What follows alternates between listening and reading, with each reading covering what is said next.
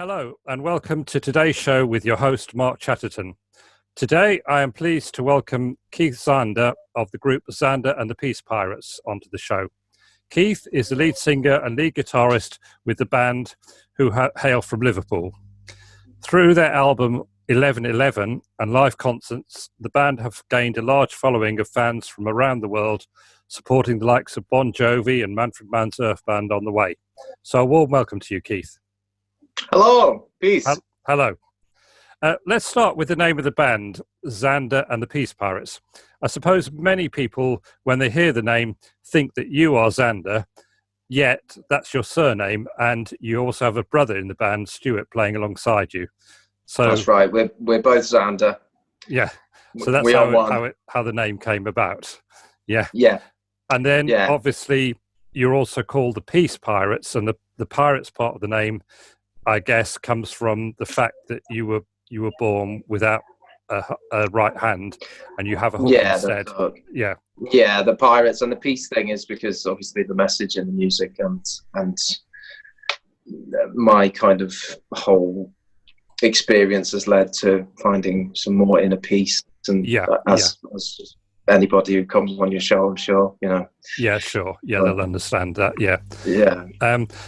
Obviously, we've seen your hook there. Can you tell us a little bit about what it was like growing up with that, and how you feel about your body nowadays? Okay, well, growing up, it was kind of a situation where you're the different kid, so it had its challenges at times, you know. But I think on the whole, because of my attitude, I was pretty positive about it, and I kind of turned it into kind of a fun thing, you know, that I managed to set people at ease quite quickly about about having one arm, and you know, obviously where I often wore the hook or an electronic hand, which is, I think I've got it here somewhere. I've got an electronic hand as well somewhere, but it just looks like a Terminator hand. Right. Okay. I used to wear that a lot in school. It was called a myoelectric, which kind of just works on this kind of in this kind of way. So yeah, I obviously had moments of struggle where kids would be scared of me and run away from me, but because of my attitude, I think it kind of softened the blow quite a bit. If I was more of a victim mentality, then I'm sure it would have been more of a problem. But it never turned into bullying, so that's a good thing. That was a good thing. Yeah. Who's going to bully someone with an electric hand or a hook? I suppose it's not. It's less likely, isn't it? Yeah. And I suppose nowadays you just accept it and get on with your life and it's just a part of who you are, like having having a certain face, or you know. Yeah, sure. You know, people are obviously going to see that you're slightly different, but I don't ever see that as a bad thing. I mean, it can be portrayed as a bad thing, but in my experience, it's been a very positive thing having a missing arm, because it's kind of led to my kind of awakening experiences in a way, and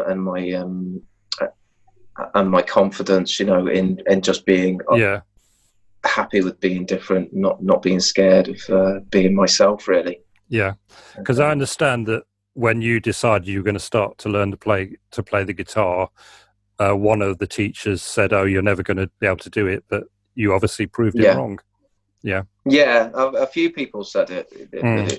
It's going to be a struggle for you. You'll be broken-hearted, and you'll just be disappointed and struggle. And you know, at times, there was a struggle, but there is for anyone learning an instrument or learning anything new. So the way I saw it, the way I could see it, was that anything's possible, really. But you know, I learned quite early on that we limit ourselves with our thinking. That became quite obvious to me when I discovered that I could play. I started to realise actually people limit themselves and each other through their beliefs. You know, belief is a very powerful thing, isn't it? You know, what we believe in creates our reality, more or less. So yeah, so it was just really, a lot of it was psychologically transcending all of this limiting information that was coming at me to say that I couldn't do it, which obviously isn't the case, you know. Yeah. I Well, mean, there's people doing far more amazing things than me playing guitar. You know? Well, I've got here a copy of your first album, 1111, and Oh, wonderful! it's a very spiritually based album. Could you explain a bit about your spiritual side of your life, how that came about, and how your beliefs evolved, and so on? Well, it's always been there. I don't know. I'm sure you're the same. You had an interest in Christianity and other religions maybe growing up, and from quite a young age, I remember hearing the word nirvana, and being interested. What does nirvana mean, or you know, what does moksha mean? What's spiritual awakening? And from a very young age, becoming very interested in Hinduism and Buddhism and Christianity, and seeing the correlation between them all, and seeing that they're obviously talking about the same kind of realization, you know, this oneness experience. So it started off, an interest in it was from I must have been about 4 or 5. You know, I heard the word God, and so that's an interesting concept, and the idea that God was everything and omnipresent and created us and creates everything that we see and touch, taste, smell, and it's all one thing, which to me sounded very exciting to me. So yeah, I was always attracted to it as a child, and then growing up, I got into spiritual healing, and I've found the way music affected me. It gave me this kind of peace and tingly feelings, you know, like this kind of tingling all over, and I felt like that must be something deeper in me that's reacting to that, and I was getting the same thing when I was listening to speakers, you know, inspiring speakers, and or people speaking about non-duality, or the words of Jesus, or the words of Buddha, or Muhammad, any of these masters. When I listened to them, I would or listen to their words or read their words, I would get this kind of feeling of homeliness, a feeling of wholeness come over me. So yeah, it kind of just was always there. Yeah, because I understand you had a near-death experience. Could you tell us a little bit about that and how that's affected you? Well, that was a massive changing point for me in all areas, really. I was 15 when I had the accident. I impaled myself on a fence post. Got a big scar here. I ended up having a splenectomy, removed my spleen because it was smashed into 10 pieces. I collapsed my lungs, damaged my liver. And there was a point during the operation where I was flatlined, and I came to sort of this expansive space. And then I remember waking up in this space, in this kind of light, and then experiencing that even after the accident, whilst in the body, so experiencing kind of an expansiveness in my energy and feel it. And I remember just before, as I was kind of, basically I was dying, I was bleeding to death inside. My whole diaphragm was filling up with blood. So when they opened me up, it was pretty graphic. Sorry, sounds pretty awful, but yeah. So leading up to that point, it was almost like there was a complete acceptance and an okayness with death, which also brought about this feeling of peace, even though I was in very deep pain and suffering. There was something in the background that was like, this is okay, this is good, you know, which is the strangest thing. But now looking back on it, it was kind of just like an awakening point, really. I sort of understood what what these teachers or pointers or whatever you want to call them were pointing to. They're pointing to this kind of expansive space in which we all appear, you know, but it's not a separate. Nothing is actually separate within that. So that became a massive turning point for me, because then my mind expanded, obviously, and that's when I really started getting into guitar, really. Yeah. And music more, and using it as a tool to sort of spread this message of peace and harmony that's already present in us all, you know. Did you keep the experience to yourself, or did you talk about it quite openly with other people? I didn't really talk about it much early on, because I didn't really understand what was happening, and I still don't really. I still don't understand why some people are more attracted to spirituality or non-duality. But it's I didn't really talk about it. I obviously talk about it more now, because I feel that obviously as I've grown up and I've seen what's going on in the world, it's obviously an important thing to talk about: peace and joy and happiness and thankfulness, in your case with the book, which is an amazing book, by the way. Go out and buy it. Yeah. Mark Chatterton, Thankfulness. It's brilliant, absolutely. I mean, it resonates so deeply with me. Good, yeah. Thankfulness, because I don't know from your experience, but being thankful makes you more present, doesn't it? And vice versa. So when we're in the present moment, we are naturally in appreciation of it, because we have to be focused on it to be appreciative of it. So that book really resonated with me. Good. So really, it was it's become more of an important message now, I think. With everything that's going on, and all the tension people are holding in their bodies and minds is obviously going to not help with the current situation, and not just this current situation, but all of the stuff people have to deal with, you know. I was going to ask you about that, so I'll ask you about it now. Obviously, we're in this lockdown situation, and lots of people are having to really rethink what's going on in their lives, because they've lost their jobs, they've got no money coming in. How do you see it all evolving or happening, and is it an awakening call perhaps for humans?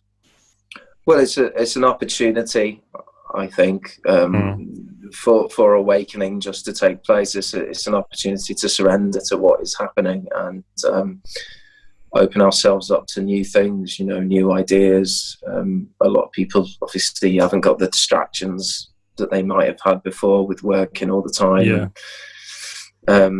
Often when we're stopped in our tracks, it can, if we allow it to, force us to go within and look for something a bit more stable in ourselves. Which a lot of the time we're looking out there for something to stabilize us within, and it may temporarily stabilize us, but it's not lasting. And I think that's what more and more humans are learning, is that they're not going to find stability in an object or the world.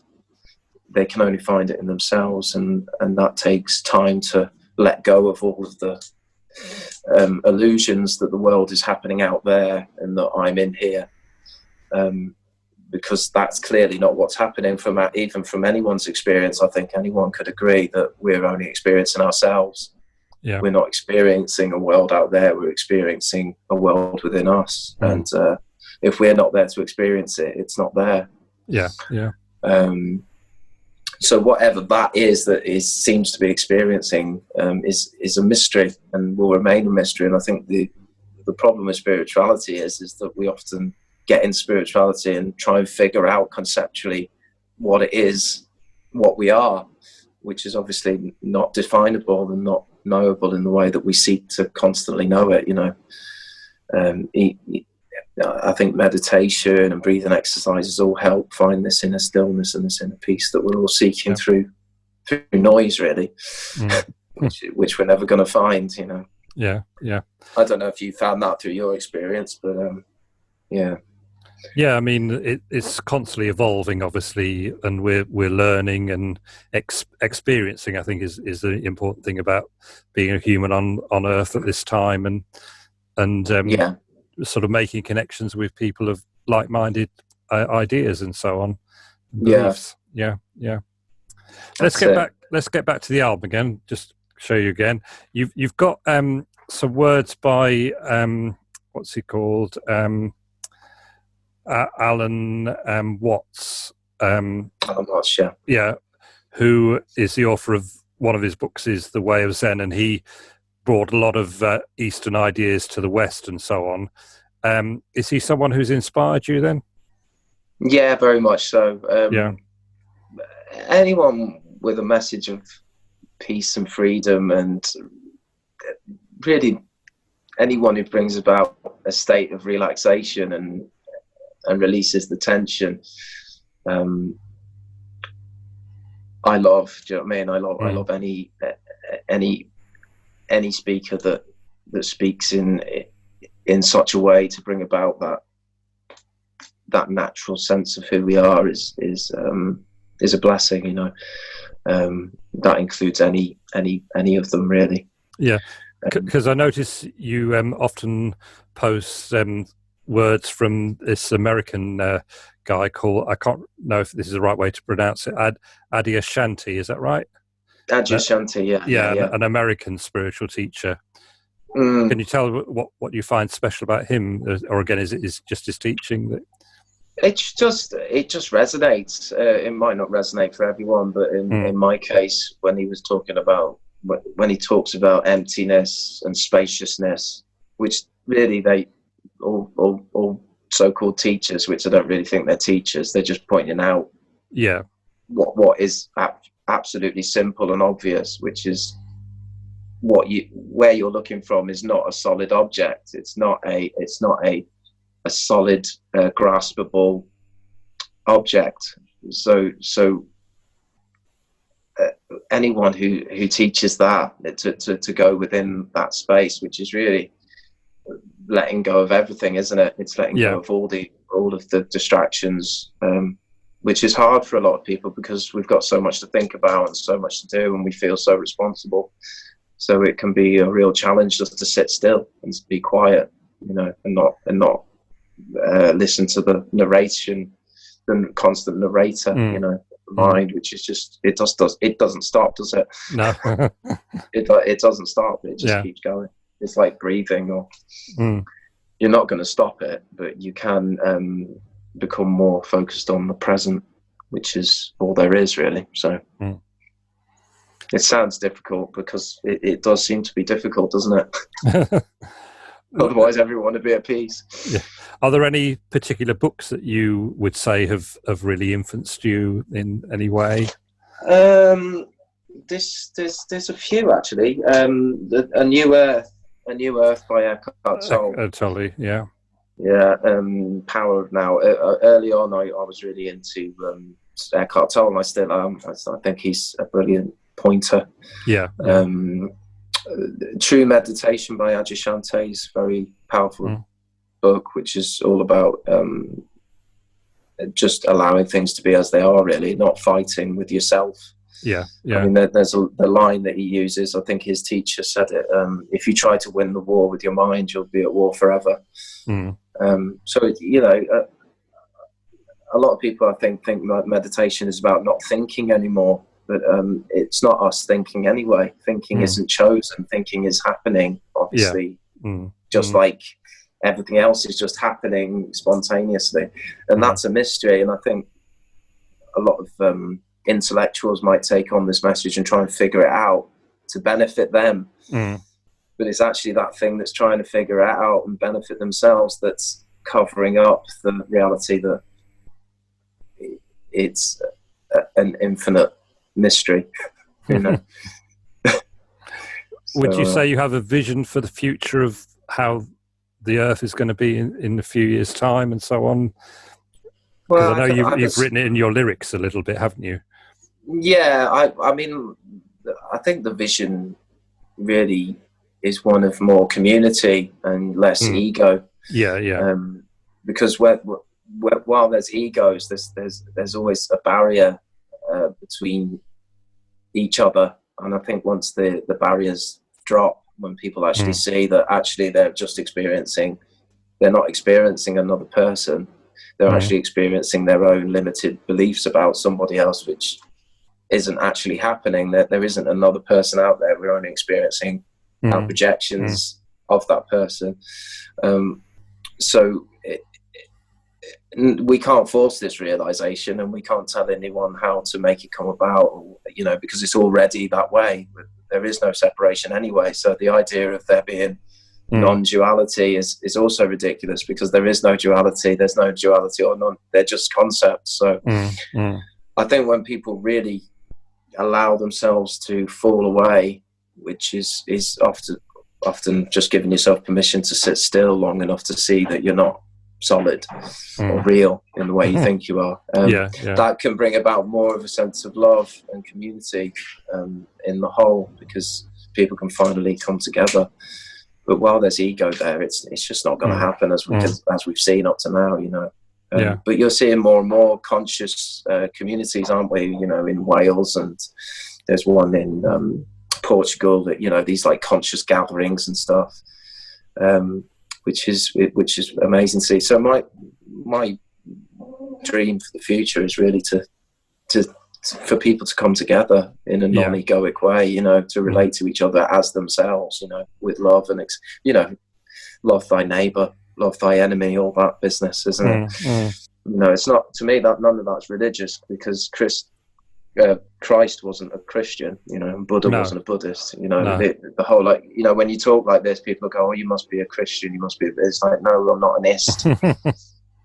I'm not, you know, I'm not a follower of any particular I suppose idea. A lot of that has sort of come out more with this lockdown and so on, with people volunteering and helping and realizing that it's not all the celebrities or the footballers who are the important people. It's the people down at the front end, all the doctors, nurses, shop workers, and so on, you know. The real heroes, the ones that aren't getting paid very much, really. So it starts it throws everyone into this new perspective, doesn't it? Automatically. Because, you know, I think obviously the more limited we start to become, the more we seek freedom within ourselves. So what we're seeing is, obviously we're having our freedoms apparently taken away more, which is becoming more apparent to everyone. And this is why we have a lot more conspiracy theories and stuff like that. We're starting to say, well, you know, because everyone knows how corrupt and dark humans can become, so it's no surprise. You only have to look at history. So I think as these limitations are pushed down on us, we're being forced to find freedom within. Because it's not out there. And it can't be found, and security cannot be found in the world, because the world is completely unstable. So we have to bring our own stability to the experience, which, you know, is really realizing that you're not the experience. You're actually something far vaster and miraculous and unknowable, that isn't even happening. Because to say that I'm happening would mean that there was a subject-object reality, but we don't experience a subject-object reality. We experience just one thing, but we're living in this kind of constant illusion that I'm in here, I'm the body, and I'm the mind, and I'm in the world. But that's clearly, to all of us, if we sit still long enough, we'll see that that's not true. That's just an assumption that's been made by everyone else, and including often ourselves, because we fall into that same way of thinking, you know. And we experience it that way, you know. I'm separate. I'm a separate human being from everybody else, and I'm alone, and all this, you know. So it's a very troubling state to be in, really, in an egoic state or a separate state. It's very sad for sad feeling. It feels like you've lost something. So it's important, I think, this message. What would you say to someone who's starting to think about the spiritual side of life, and thinking, you know, all that's happened is make them question their role in the world and how they fit in and what is life all about. What would you say to them if they wanted to go a little bit further to try and, you know, find out a bit more? What could they do? Well, one of the greatest things I found is just focusing on your breathing. Literally just seeing how long you can focus on your breathing, and I think a lot of people will find that difficult to begin with, and then they'll discover who their true enemy is, which is, you know, this false kind of idea of who we are, which is built on assumptions, you know. So when anyone's focusing on their breathing, they're not focusing on thinking anymore, or just focusing on your hands, or focusing on some part of the body. It takes the attention away, which again makes you more open to this kind of spaciousness in yourself. Yeah.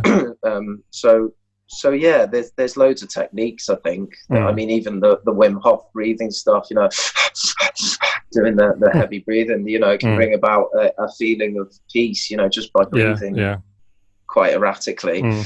You can bring about cannabinoids and alkalize your blood and do all these miraculous things just breathing, you know, which is obviously another important thing that people could be learning at this stage with something so damaging to the lungs, you know, to get into breathing is obviously not only going to bring you a sense of peace, but a sense of healing as well. Yeah. And I suppose the fact that virtually everyone has got access to the internet nowadays, there's plenty that they can look up on the internet. Just if they've got a question about something, ask the question and look for the answer, and it'll be there on the internet. Exactly. It's all very accessible. Yeah, that's right. Let's just quickly go back to the group, because I understood that there was a strong possibility that you might have been playing at Glastonbury this year until it was called off. And the founder of Glastonbury, Michael Eavis, saw you playing in this competition that you won, and he said you should have been up there on the pyramid stage. So that must have been quite an honour. Yeah. No, he's lovely. He was a lovely man. He seemed to be really taken by it, and he had a lovely presence about him. Lovely guy. So it was really a really nice experience, and it looked like we probably would have played, but I think we still will. Obviously, not this year. One day, yeah. But he said, you know, he would love us to play. So whether it would be through that competition or just him figuring something out and getting us to play on one of the stages, either way, it looks like we would have played. So that's very positive, isn't it? It was wonderful, and we got lovely feedback off everyone that day, so it was nice. It was good, because obviously it's a bit difficult for you at the moment because you can't be gigging and reacting and playing to live audiences, and you've also got enough material for a second album, but you haven't got a record deal at the moment. So at the moment, you're trying to find someone who will take you on and release a second album. So if there's anyone here listening, there they are, and there's plenty of material. We'll put some links on it at the end of this show that you can hear some of their songs and see what you think. Yeah. Thank you, Mark. Yeah, I appreciate that, mate. Yeah. Thank you. So we'll call that a day, I think, because of the time and everything. But thank you, Keith, for speaking to us and sharing some of your insights and your experiences of life. Thank you. Thank you, brother. I really appreciate it. Thank you very much. And we'll chat soon. And buy Mark's book, everyone. Thankfulness. Right. Okay. Lovely. Right. Finished.